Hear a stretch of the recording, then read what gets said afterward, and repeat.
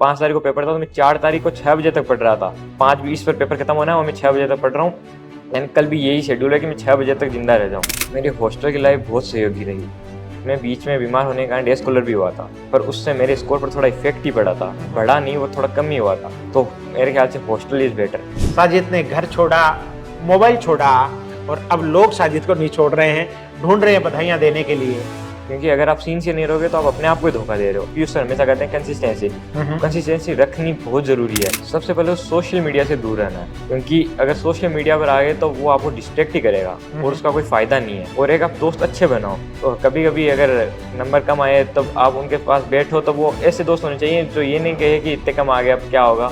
वैसे होना चाहिए कि अब और मेहनत कर, अभी थोड़ा और आगे, तो मोटिवेट भी करने चाहिए। तो साजिद, पीसीपी की वो एक बात जो आपको लगता है कि पीसीपी के अलावा दूसरी जगह कहीं नहीं हो सकती? Test paper. नमस्कार, पीसीपी प्रिंस सीकर से मैं ओंकार मुंड। इकबाल का एक शेर है कि खुद ही को कर बुलंद इतना कि हर तकदीर से पहले खुदा खुद बंदे से पूछे कि बता तेरी रजा क्या है।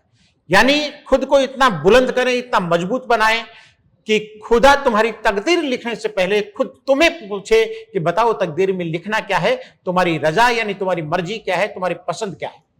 नीट 2024 का परिणाम आ चुका है और हमारे बीच एक ऐसा ही होनहार लाडला बेटा साजिद खान मौजूद है जिसने अपने मजबूत इरादों के दम पर अपनी तकदीर खुदा से खुद ने लिखवाई है। तो सबसे पहले तो साजिद, आपको और आपके पूरे परिवार को बहुत बहुत बधाई और शुभकामनाएं। Thank you sir. आप धनकोली डीडवाना नागौर के एक छोटे से गांव के रहने वाले हैं और मैं अक्सर ये कहता हूं कि हदे शहर से निकली तो गांव गांव चली, कुछ यादें मेरे संग पांव पांव चली, और सफर जो धूप का किया तो ये तकाजा हुआ, वो जिंदगी ही क्या जो छांव छांव चली। धूप का सफर करके गांव की प्रतिभाएं उस गोधूली को अपने माथे पर लगा करके आगे बढ़ती हैं, तो पीछे की पीढ़ियों को एक बड़ा संदेश मिलता है कि हां, बड़ा काम भी किया जा सकता है। नीट जैसे प्रतिष्ठित एग्जाम में 720 में से 715 नंबर लाना अपने आप में किसी अजूबे से कम नहीं है, लेकिन कहते हैं कि अजूबे तभी घटित होते हैं जब रात और दिन एक करके तपस्या की जाए। तो साजिद, सबसे पहले तो मैं आपसे यह जानना चाहूंगा कि आपने ये 715 अंक लाने के लिए क्या किया? सर मैंने पंक्चुअलिटी रखी मेरे शेड्यूल में। मैंने जो शेड्यूल बनाया उसका हमेशा पालन किया।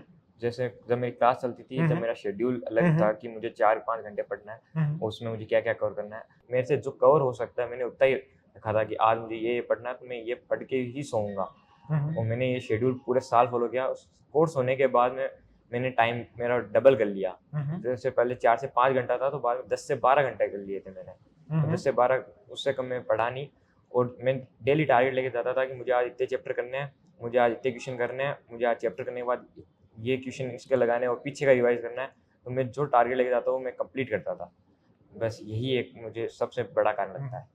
तो डेली का टारगेट सेट करना और उसके बाद में जब तक वो टारगेट पूरा नहीं हो जाता है तब तक सोना नहीं, ये थी साजिद की मूल स्ट्रेटेजी। मनोवैज्ञानिक ये कहते हैं कि दिमाग के काम करने का एक साइंस है, एक मैकेनिज्म है, एक थ्योरी है, और वो ये है कि आप तो अपने दिमाग को एक टारगेट दे दो, एक लक्ष्य दे दो, एक मंजिल दे दो, और उस तक पहुंचने का रास्ता दिमाग अपने आप खोज लेता है। साजिद के साथ भी ऐसा हुआ, डेली का टारगेट डेली कंप्लीट करके सोना। तो साजिद, अपनी इस बड़ी सफलता का बड़ा श्रेय किसे देना चाहिए? मैं इस सफलता का श्रेय मेरी कोचिंग पीसीपी को देना चाहूँगा, मेरे पेरेंट्स, मेरे फैमिली मेम्बर्स और मेरे दोस्तों को देना चाहूँगा। क्योंकि जब मैं कभी कभी पढ़ने का मन नहीं करता था या फिर मैं डिप्रेशन में चला था, कम नंबर आ जाते थे, तब उन्होंने ही मुझे संभाला कि अभी बहुत वक्त है, अभी किया जा सकता है। तो मैं उन्हीं को श्रेय देना चाहूँगा।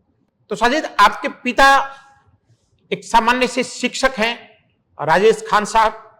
आपने 11th क्लास सरकारी स्कूल से पढ़ा, 12th में आप पीसीपी में आए। पीसीपी में आपको ऐसा क्या मिला कि 12वीं में आया हुआ साजिद खान 715 नंबर का स्कोर खड़ा कर गया? पीसीपी के अंदर मुझे यहाँ पर डिसिप्लिन मिला। जैसे कि मैं घर पर रहता था तब मैं फ़ोन का रूम का बहुत ज़्यादा यूज़ करता था। फोन का यूज करते थे? हाँ, मेरी स्क्रीन टाइम एक बार तो बहुत ज़्यादा चला चुका था। तो बाद में मैं यहाँ आया तो यहाँ पर फ़ोन छूटा। बाद में मेरे बैठने की आदत तो थी क्योंकि मैं फ़ोन चलाता था, पर बाद में मैं वही बैठने की आदत मेरी यहाँ स्टडी में काम आई। और जिससे मैं ज़्यादा देर तक बैठ सकता था, और मैं बहुत लंबे लंबे वक्त तक बैठ के लगातार पढ़ सकता था। मैं ये थी, इसलिए मुझे उसका एक फ़ायदा भी मिला। और पीसीबी के अंदर स्टडी रूम का बहुत अच्छा शेड्यूल था, तो मुझे ये अच्छा लगा। साजिद कह रहे हैं कि मेरी सीटिंग बहुत अच्छी थी, और मैं अक्सर नीट की तैयारी करने वाले बच्चों से 2 चीजें कहता हूं कि नीट में एवरेज आईक्यू का बच्चा भी सेलेक्ट हो सकता है, बशर्ते उसका सीटिंग बहुत अच्छी हो और वो मैक्सिमम क्वेश्चन प्रैक्टिस करे, यानी पेन चलाता रहे। मैं अक्सर कहता हूं कि दिमाग चाहे चले या नहीं चले, कम या ज्यादा चले, लेकिन पेन चलाते रहो, पेन नहीं रुकना चाहिए। पेन चलता रहेगा तो दिमाग अपने आप चलने लग जाएगा और आपका काम हो जाएगा। साजिद, आप हॉस्टल में रहकर के पढ़े। हॉस्टल की लाइफ एक डिसिप्लिन लाइफ होती है, एक व्यवस्थित लाइफ होती है। टाइम पे उठना, टाइम पे सोना, हर चीज का अपना एक शेड्यूल होता है, एक टाइम टेबल होता है। तो हॉस्टल की लाइफ कितनी सहयोगी रही आपकी इस सफलता में? मेरी हॉस्टल की लाइफ बहुत सहयोगी रही। मैं बीच में बीमार होने के कारण डे स्कॉलर भी हुआ था, पर उससे मेरे स्कोर पर थोड़ा इफेक्ट ही पड़ा था, बढ़ा नहीं, वो थोड़ा कम ही हुआ था। तो हॉस्टल के अंदर जो मेरा बीच में रास्ते का आने जाने का वक्त वो बच जाता, जिससे मैं स्टडी पर और फोकस कर लेता था। तो मेरे ख्याल से हॉस्टल इज बेटर। तो घर में कल से कैसा माहौल है? घर में बहुत अच्छा माहौल है, रिश्तेदारों के बहुत फोन आ रहे हैं, बधाइयाँ आ रही है। और अभी भी मुझे पापा फोन करके कह ही रहे हैं कि जल्दी आ जाओ, क्योंकि बहुत लोग आ रहे हैं बधाई देने के लिए। जल्दी आ जाओ, बहुत लोग बधाइयां देने के लिए आ रहे हैं। हाँ, माला भी लेके आ रहे हैं, पर मैं ही नहीं हूँ वहाँ पर। माला लेके आ रहे हैं, लेकिन मैं ही नहीं हूँ। साजिद ने घर छोड़ा, मोबाइल छोड़ा, और अब लोग साजिद को नहीं छोड़ रहे हैं, ढूंढ रहे हैं बधाइयां देने के लिए। तो एक गाना है साजिद, दूल्हे का सेहरा सुहाना लगता है, तो सेहरा वैसा ही आपके लगा हुआ है, चेहरे पर चमक है, और थोड़ा अंदर से खुशी और एक अलग ही फीलिंग इस सफलता की रहती है। इस बारे में क्या कहना चाहेंगे? बहुत अच्छा लग रहा है। और बाकी साफा पहनने का तो सपना था ही, जब एडमिशन लिया था कि अब तो साफा पहनने का सपना था, लेके ही जाना है, साफा पहनना ही है। जब मैंने सिलेक्शन लिया था उस टाइम गुलाबी साफे पहनाए थे, तो मैं यही कहता था कि गुलाबी साफा तो पहनना ही है। तो अब वो सपना पूरा हो चुका है। गुलाबी साफा भी साजिद पहनेगा और गुलाल भी उड़ेगा। जल्दी ही आ रहा है पीसीपी महोत्सव, जिसमें पूरे परिवार को साफे पहना करके बड़ा सम्मान मंच के माध्यम से किया जाएगा। तो जो लोग नीट की तैयारी कर रहे हैं उनको साजिद क्या कहना चाहेगा? वो 3-4 चीजें जिनको बेसिकली ध्यान रखना है। मैं तो यही कहना चाहूंगा कि आप पढ़ाई के लिए सिंसियर रहो और डिसिप्लिन रहो पढ़ाई के लिए, क्योंकि अगर आप सिंसियर नहीं रहोगे तो आप अपने आप को धोखा दे रहे हो। और जो आप अगर पंचुअलिटी रखी, आपने कंसिस्टेंसी, जो पीयूष सर हमेशा कहते हैं कंसिस्टेंसी रखनी बहुत जरूरी है। अगर आपने एक दिन भी गैप लिया तो आप पर इफेक्ट, आपका माइंड रेस्टिंग स्टेज पर जाने लग जाएगा। तो आपको रेस्ट नहीं लेना। अगर आपकी तबीयत खराब है तो भी आप थोड़ा बहुत तो देखो, जिससे आप कंटिन्यू रहो, क्योंकि अगर आप रनिंग स्टेट में रहोगे तब आपका जैसे इंजन गर्म रहना, तो वो कंटिन्यू रहेगा। मैं 5 तारीख को पेपर था, तो मैं 4 तारीख को 6 बजे तक पढ़ रहा था।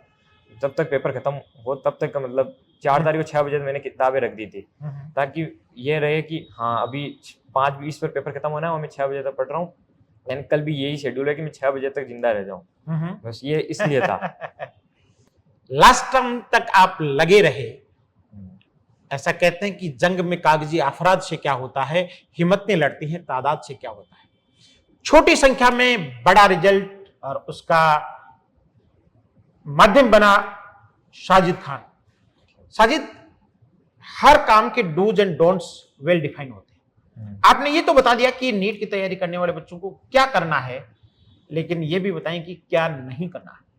सबसे पहले सोशल मीडिया से दूर रहना है, क्योंकि अगर सोशल मीडिया पर आ गए तो वो आपको डिस्ट्रैक्ट ही करेगा और उसका कोई फायदा नहीं है।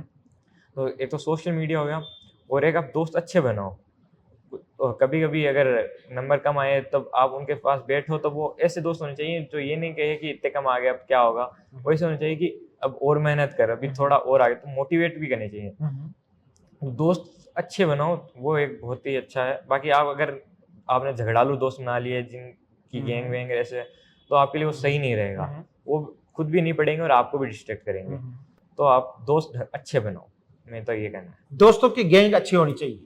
और गहरी बात साजिद ने कही है कि दोस्त अच्छे बनाओ, जो आपकी टांग खींचने वाले नहीं हो, हाथ खींचने वाले हो, अपलिफ्ट करने वाले हो, ऊपर उठाने वाले हो। मुझे दोस्ती का एक कोट याद आ रहा है कि ए दोस्त, तुम मुझसे आगे भी कभी मत चलना। हो सकता है मैं तेरा अनुसरण नहीं कर पाऊं, तुझे फॉलो नहीं कर पाऊं। तुम मुझसे पीछे भी कभी मत चलना।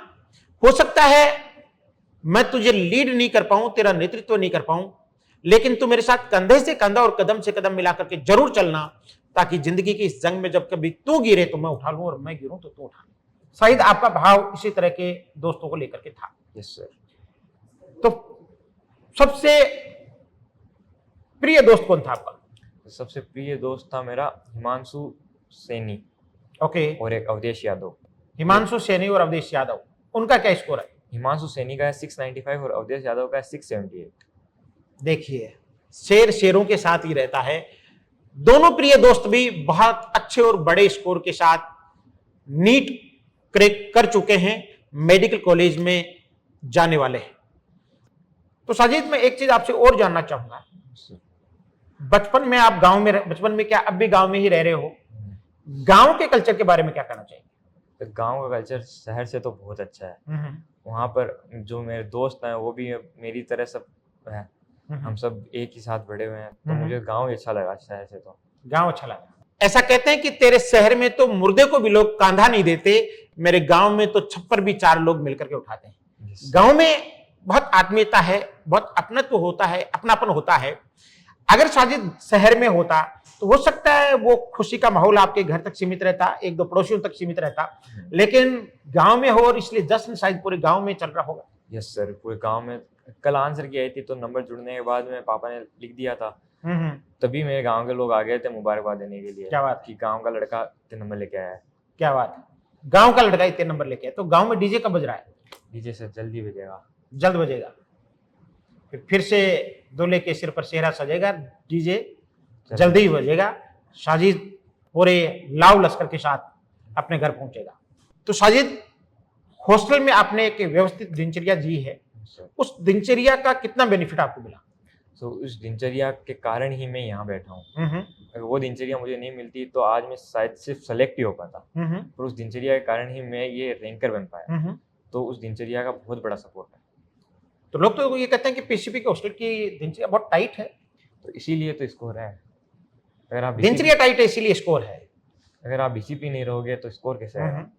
तो साजिद, पीसीपी की वो एक बात जो आपको लगता है कि पीसीपी के अलावा दूसरी जगह कहीं नहीं हो सकती? Test paper. Test paper, number of test या number of quality of test paper? दोनों ही थे। कितना फायदा हुआ आपको इससे? इससे मेरे बहुत से क्वेश्चन दिख गए, वो टाइप के क्वेश्चन दिख गए। जो क्वेश्चन जैसे नीट में मेरे क्वेश्चन था वो था प्रिज्म का, तो उसके अंदर म्यू की वैल्यू पूछी थी उसने, प्रिज्म की म्यू की वैल्यू। तो म्यू की वैल्यू 1 से ज्यादा होती है, 1 एयर का होता है, 1 से ज्यादा होती है। ओके। तो उस क्वेश्चन को अगर मैं सोल्व करता ना तो मुझे टाइम लगता, क्योंकि वो क्वेश्चन थोड़ा मुझे क्लिक नहीं हो रहा था। पर उसके 4 ऑप्शन में से म्यू की वैल्यू 1 से ज्यादा सिर्फ एक में ही थी, तो मैंने डायरेक्ट कर दिया। तो वो टेस्ट के पेपर के थ्रू ही मेरी हेल्प हुई, क्योंकि टेस्ट पेपर में वैसा क्वेश्चन मैंने देखा हुआ था कि म्यू की वैल्यू 1 से ज्यादा डायरेक्ट कर दो, इतना सोचना ही नहीं है। तो टेस्ट पेपर से मेरा वो उस क्वेश्चन में मेरा टाइम सेव किया, वो मेरी स्पीड बन गई क्वेश्चन पेपरों से। इतने सारे पेपर दिए कि लास्ट के अंदर तो ये हो गया कि अब तो 2 घंटे में, अगर नीट के पेपर में ऐसा सेंटर में कुछ गड़बड़ी हो जाए 2 घंटे ही मिले, तो 2 घंटे में भी सिलेक्शन जितना पेपर तो कर ही देंगे, इतना तो आएगा। इतना कॉन्फिडेंस था। हाँ। तो फाइनली साजिद अपनी उम्र के बच्चों को क्या कहना चाहेगा? मैं तो यही कहना चाहूँगा कि आप पंचुअलिटी रखो, सिंसियर रहो, क्योंकि अगर आप जो शेड्यूल बना रहे हो तो शेड्यूल को पूरा फॉलो करो। अगर आप ऐसा शेड्यूल बना रहे हो जो आपसे पूरा नहीं हो रहा तो आप शेड्यूल चेंज करो, पर जो आप शेड्यूल कर रहे हो उसे कंप्लीट करोगे ना, तब आपकी रैंक अच्छी आएगी। क्योंकि काफ़ी बार ऐसा होता है कि हमने शेड्यूल बनाया सुबह और एक दिन वो हुआ और अगले दिन हम उस शेड्यूल को भूल गए।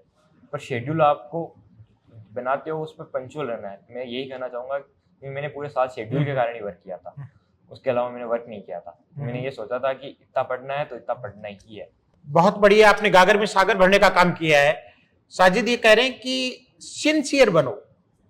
नॉर्मली कंपटीशन की तैयारी करने वाला बच्चा सीरियस ज्यादा हो जाता है, सीरियस मत बनो, सिंसियर बनो, हंसते मुस्कुराते पढ़ाई करो, आपका रिजल्ट अपने आप ही अच्छा आएगा। तो साजिद एक बार पुनः आपको, आपके पूरे परिवार को, पूरे धनकोली गांव को, पूरी डीडवाना क्षेत्र को, पूरे नागौर जिले को बहुत बहुत बधाई और शुभकामनाएं। Thank you sir.